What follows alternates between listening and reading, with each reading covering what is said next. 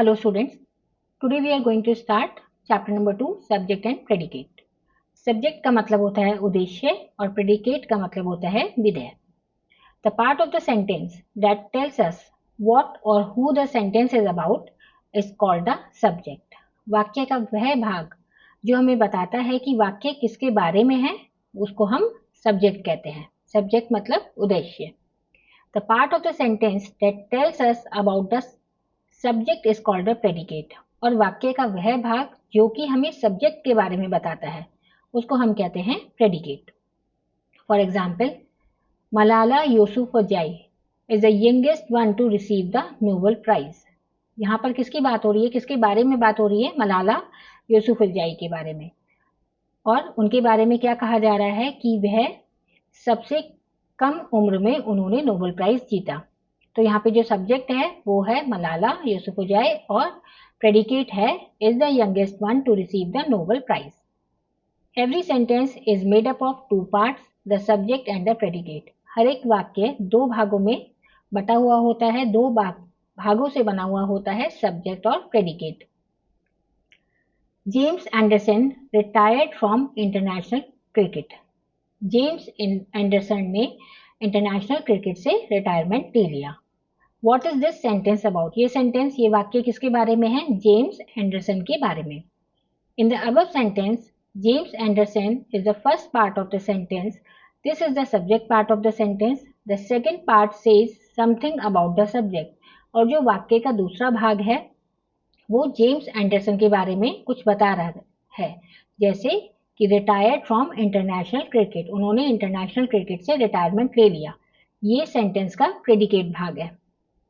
A subject may be a noun or a pronoun. A subject may be a single word or a phrase. Subject जो है वो संज्ञा भी हो सकती है, सर्वनाम भी हो सकती है, या फिर कोई शब्द भी हो सकता है, या फिर शब्दों का समूह भी हो सकता है. A predicate may or may not have a verb. जो सब वाक्य का दूसरा भाग होता है उसमें जरूरी नहीं है कि उसमें क्रिया हो या ना हो. A predicate may consist of one word or group of words. और प्रेडिकेट में भी प्रेडिकेट जो भाग है वो एक शब्द से या फिर शब्दों के समूह से बन सकता है. अ नाउन और a pronoun. For example, Ravi Kumar Dahiya won Olympic silver medal. Ravi Kumar Dahiya ने ओलंपिक का सिल्वर मेडल जीता.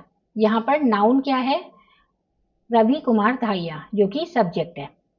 He is a famous Indian wrestler. वह एक फेमस इंडिया का रेस्लर है. यहाँ पर सब्जेक्ट क्या है? ही, और he is pronoun. A single word और अ ग्रुप ऑफ वर्ड्स की जब हम बात करें, Rupa is writing a letter. यहाँ पर सब्जेक्ट एक सिंगल शब्द है जो है Rupa. The boys swimming in the pool are friends. जो लड़के पूल में स्विमिंग कर रहे हैं, जो लड़के पूल में तैराकी कर रहे हैं, वो सब दोस्त हैं. यहाँ पर सब्जेक्ट ग्रुप ऑफ वर्ड्स है, शब्दों का समूह है. The boys swimming in the pool. Subject in statements. अब स्टेटमेंट्स में सब्जेक्ट कैसे रिप्रेजेंट करते हैं? In statements the subject is put before the predicate. जब भी कोई हमें साधारण वाक्य बोलना हो तब प्रेडिकेट से पहले सब्जेक्ट आता है. The apples fell down. सेब नीचे गिर गए. यहाँ पर किसके बारे में बात हो रही है? एप्पल्स के बारे में. तो एप्पल सब्जेक्ट है और एप्पल्स के साथ क्या हुआ? वो नीचे गिर गए. तो this part is predicate. But sometimes in order to give emphasis on something the order is reverse. पर कभी कभी किसी बात पर हमें ज्यादा जोर देना होता है तो हम उसको, इस ऑर्डर को, वाक्य के ऑर्डर को हम रिवर्स कर देते हैं. जैसे डाउन फेल द एप्पल्स. यहाँ पर प्रेडिकेट पहले आ गया और सब्जेक्ट बाद में आ गया. Subject in imperative sentences. अब इंपेरेटिव सेंटेंसेस जो होते हैं उसमें सब्जेक्ट कैसे होता है? In imperative sentences the subject is always you. Imperative sentences जो होते हैं वहां पर सब्जेक्ट हमेशा यू रहता है, क्योंकि सब्जेक्ट वहां पर स्पेसिफाई नहीं किया जाता.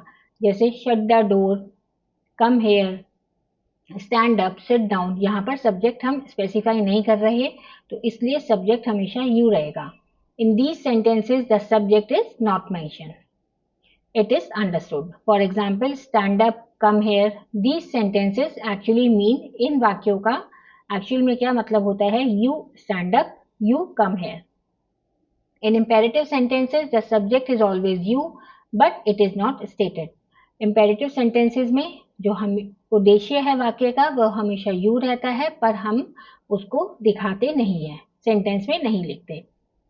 Subject in interrogative and exclamatory sentences. Interrogative और एक्सक्लेमेटरी सेंटेंसेस में सब्जेक्ट का क्या रूप होता है? Subject in interrogative sentences, where does Rani live? Rani कहाँ पर रहती है? ये एक इंटेरोगेटिव सेंटेंस है। To find the subject first we have to convert the question into statement. अब इस वाक्य में, इस इंटेरोगेटिव सेंटेंस में हमें सब्जेक्ट ढूंढना है, तो सबसे पहले हमें इसे एक स्टेटमेंट, एक साधारण वाक्य में बदलना होगा। When we convert the question into statement, we will write this sentence as। जब हम इस क्वेश्चन को एक स्टेटमेंट में बदलेंगे तो हम लिखेंगे रानी lives in कोलकाता। रानी कोलकाता में रहती है।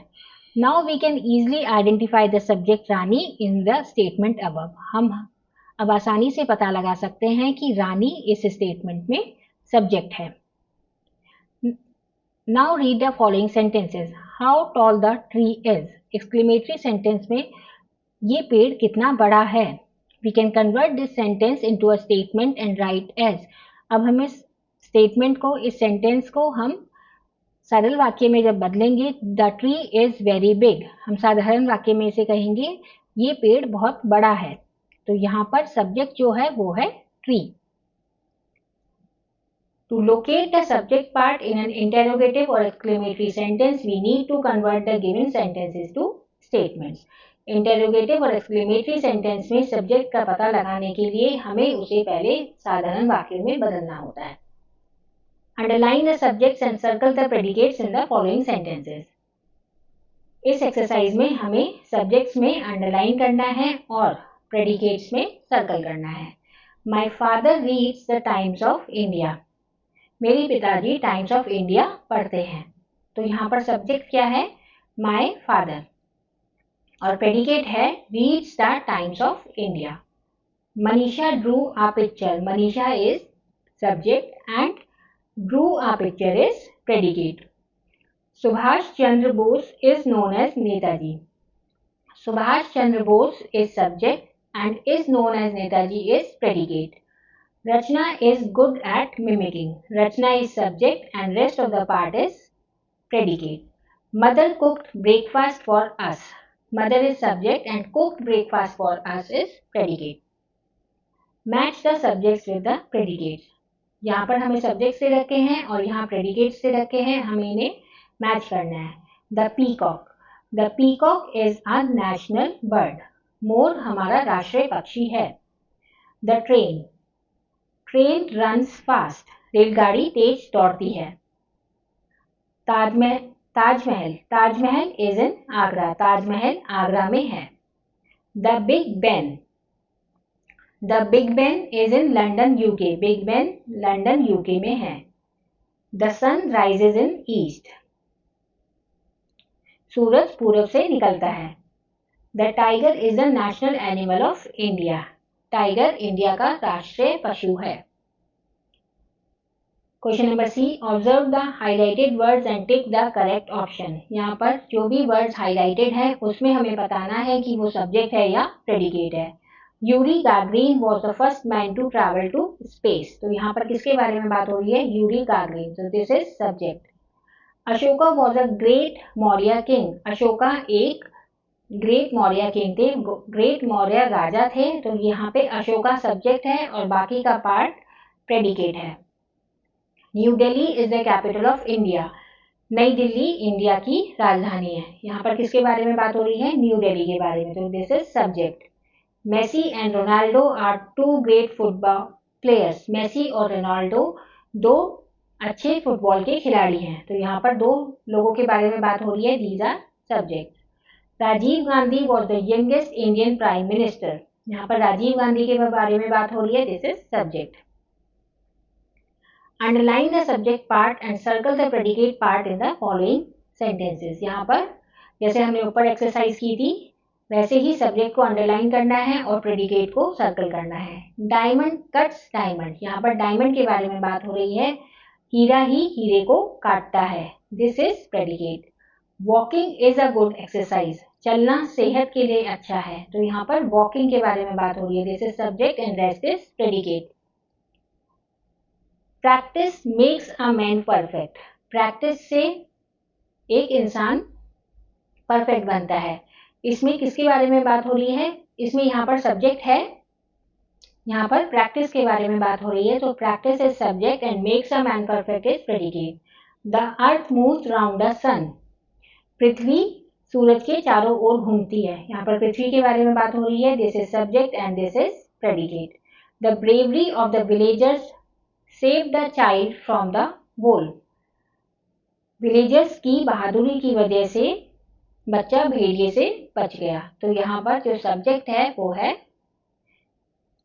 villagers, the bravery of the villagers and save the child from a wolf is predicate. Question number E, complete the sentences by inserting suitable subject or predicate part। यहाँ पर हमें incomplete sentences दे रखे हैं जिसमें कहीं पर subject missing है और कहीं पर predicate missing है। All that glitters, इसको हम complete करेंगे predicate से, हर वो चीज जो चमकती है वो सोना नहीं होती। Dash is worth 1,000 words, क्या हजार शब्दों के बराबर है। A picture is worth 1,000 words, एक चित्र 1000 शब्दों के बराबर है। An apple a day keeps a doctor away,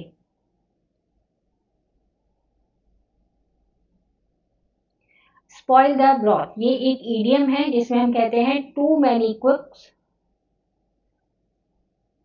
spoil the broth, मतलब जब एक ही काम बहुत सारे लोग मिलके करते हैं तो वो काम बिगड़ जाता है। एक्शंस स्पीक, यहाँ पर हम देखेंगे एक ही सब्जेक्ट है और एक वर्ड ही प्रेडिकेट है। Let's revise the chapter.